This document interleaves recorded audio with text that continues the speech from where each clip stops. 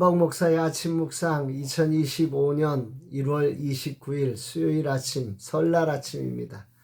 오늘은 누가복음 8장 22절로 25절 말씀을 통해서 광풍 속 믿음의 주소를 찾다, 이런 제목으로 말씀 묵상의 은혜를 나누겠습니다. 설날입니다. 눈이 많이 내려서 지방에 계신 누님의 가정이 참여하지 못하고 형님 가정과만 함께 모여 예배를 드리게 됩니다. 주님 모두의 가정에 하나님의 선하신 손의 인도하심과 축복하심과 은혜가 넘치게 하소서 고백합니다. 아울러 라마나의 선교회와 함께하는 작은 교회와 사역자들 그리고 후원자들의 가정에 긍휼과 은혜와 평강이 함께하는 설 명절이 되기를 기도합니다. 감사하게도 등 통증은 완전히 사라졌습니다.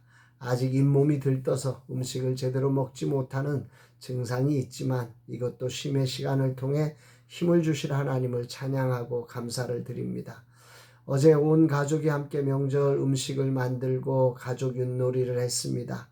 가족이 함께하는 명절의 즐거움을 누리는 행복한 시간을 만들고 누려서 감사합니다.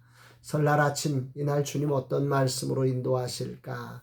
본문에는 예수님의 지시로 떠난 호수를 건너편으로 이동하는 가운데 펼쳐진 광풍과 제자들의 불안과 두려움이 나오고 있습니다. 23절 24절 행선할 때에 예수께서 잠이 드셨더니 마침 광풍이 호수로 내리침에 배에 물이 가득하게 되어 위태한지라 제자들이 나와 깨어 이르되 주여 주여 우리가 죽겠나이다 한데 예수께서 잠을 깨사 바람과 물결을 꾸짖으시니 이에 그쳐 잔잔하여지더라.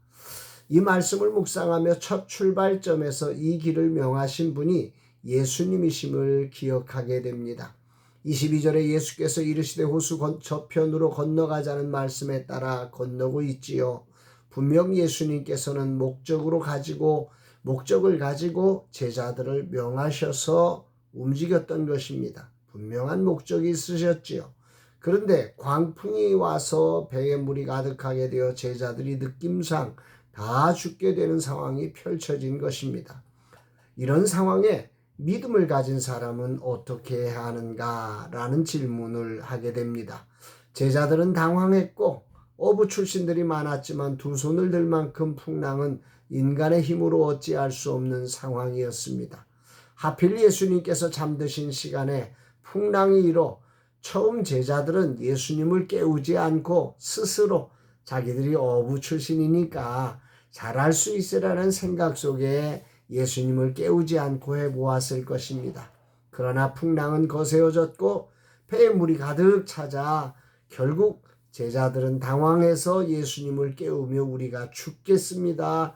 그러면서 예수님을 다급히 깨우는 이런 일이 벌어진 것이지요. 그렇게 다급한 목소리에 깨신 예수님은 놀라운 반응을 하시지요. 바람과 물결을 꾸짖으시니 이에 그쳐 잔잔하여지더라.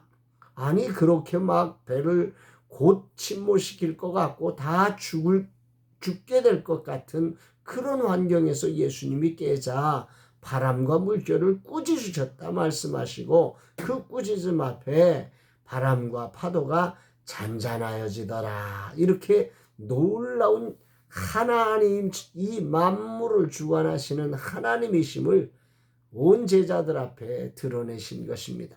전혀 상상도 못할 일이지요.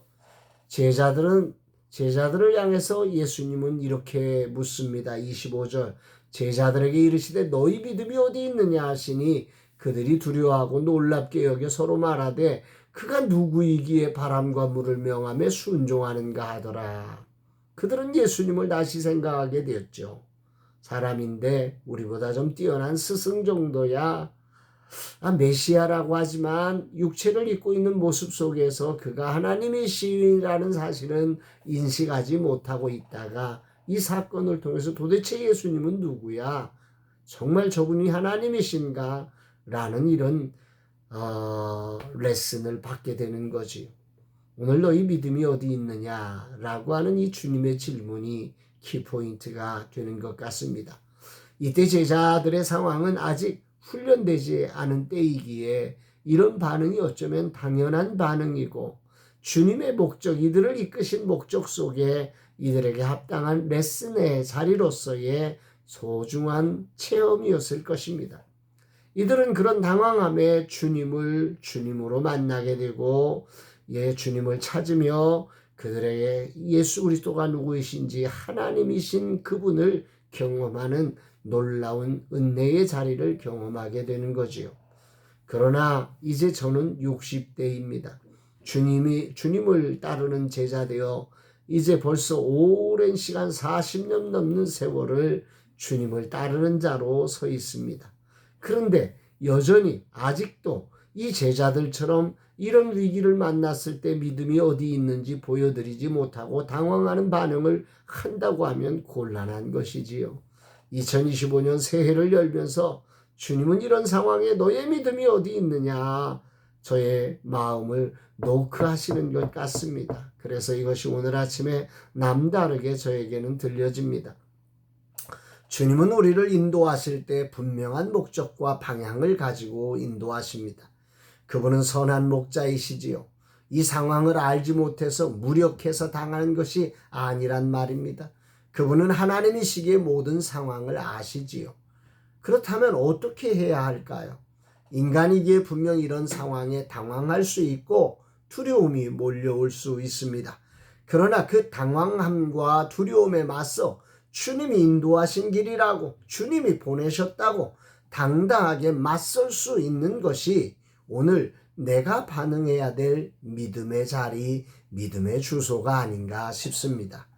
이젠 제자들과는 다른 다급히 주님을 깨우는 사람이 아니라 주님이 인도하셨기에 주님이 힘을 주실 것이고 주님의 소중한 레슨이 있을 것을 기대하며 이런 상황과 믿음으로 맞설 수 있음이 오늘 저의 믿음의 주소가 되어야 한다. 주님은 말씀하시는 것 같습니다. 믿음은 그렇습니다. 환경에 좌우되는 것이 아닙니다. 저에게는 웨이브리지 플랫폼의 환경을 보면 정말 굴복해야만 할 것 같은 환경을 오랜 세월 겪고 있습니다. 그러나 이것을 인도하신 나의 힘, 나의 산성, 나의 길 대신 주님이 인도하셨기에 그분에 대한 신뢰와 하나님의 주권을 인정하며 25년을 출발하려고 합니다.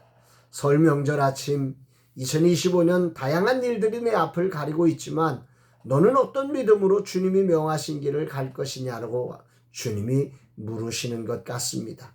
주님이 제자들을 향해 물으셨던 너의 믿음이 어디 있느냐라는 물음에 나는 무엇이라 대답할 수 있는가 돌아봅니다. 히브리서 11장 6절의 말씀이 생각납니다. 믿음이 없이는 하나님을 기쁘시게 하지 못하나니 하나님께 나아가는 자는 반드시 그가 계신 것과 또한 그가 자기를 찾는 자들에게 상 주시는 이심을 믿어야 할지니라. 그 상황이 삶을 결정하게 해서는 안 되지. 그분이 그곳에 계시다는 믿음과 그분이 자기를 찾는 자들에게 상 주신다는 확신이 어떤 구체적인 상황을 결정하는 믿음이어야 합니다. 2025년 상황은 버거울 정도로 쉽지 않습니다. 그러나 우리는 상황이 아니라 그분이 계시며 그분이 자기를 찾는 자들에게 상 주시는 이심을 신뢰하며 나아갈 것입니다. 어떤 상황에도 굴복하지 않고 믿음으로 주님과 동행하며 나아갈 것입니다. 내가 처음 개척하며 좋아했던 예수님의 고백이 생각나고 묵상됩니다. 요한복음 8장 29절 나를 보내시니가 나와 함께 하시도다 내가 항상 그의 기뻐하시는 일을 행함으로 나를 혼자 두지 아니하셨느니라. 믿음으로 하나님을 기쁘시게 하는 삶을 살 때 하나님은 우리를 결코 혼자 두지 않으시지요. 요한복음 14장 26절 말씀처럼 보혜사 성령님께서 함께 하시며 모든 것을 가르치시고 주님이 명하신 모든 것을 생각나게 하실 것입니다. 오늘 가족들과 예배하는 자리에 이런 믿음을 보여드리는 예배가 되기를 기도합니다. 우리 가족 모두에게 이 믿음으로 새로움을 입는 소중한 시간이기를 간절한 마음으로 기도합니다. 주님, 2025년 주님께 믿음이 보여지는 한 해가 되게 하옵소서. 이젠 제자들과 같은 수준을 넘어 주님을 기쁘시게 하며 주님의 일하심을 세상에 드러내는 복된 한 해가 되게 하옵소서 고백합니다. 이런 놀라운 믿음으로 이 한 해 정말 주님이 보여지고 주님이 우리를 이끄신 목적이 성취되어지는 아름다운 영광을 보는 복된 한 해 되기를 주의 이름으로 축복합니다. 사랑합니다, 여러분.